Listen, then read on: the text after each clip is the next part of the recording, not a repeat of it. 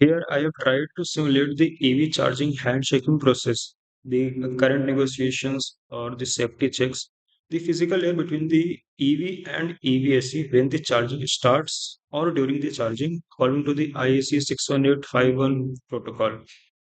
In simpler terms, it is about control pilot and proximity pilot logic. This represents the grid. Here it is our charger EVSE, and this side is the vehicle. So EVSE controller, what it does, it advertises the maximum available current over the CP line.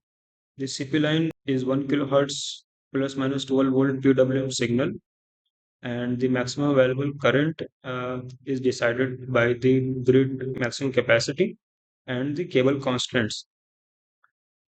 And same the EV side responds to it by changing the voltage level according to the readiness towards charging.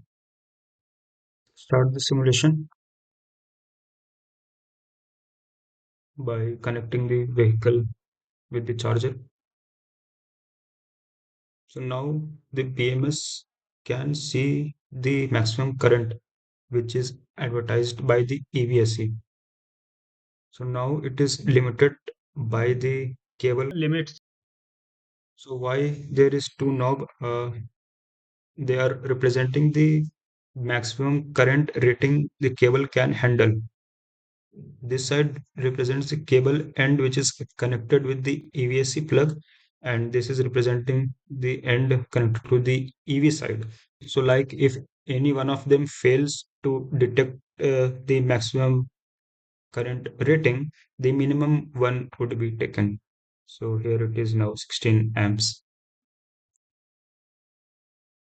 And if you see the EVSE controller, so it is now in the connected state, not charging. So our voltage would be 9 volt. And if we change the grid capacity, so it should reflect over the EV side. Yes. So now the BMS would see this current, and if it is ready to charge the vehicle at this maximum available current, it responds by lowering the voltage to the 6 volt. Now the vehicle is charging. Now the EVSE controller, it is gone to the charging state, and charging controller is calculating the duty cycle of the PWM signal. Here if we see the voltage, so it is being shifted to the 6 volt and minus 12 volt. 6 volt and minus 12 volts, yes. And at last, if we turn off the safety diode check, so yes, charging stopped.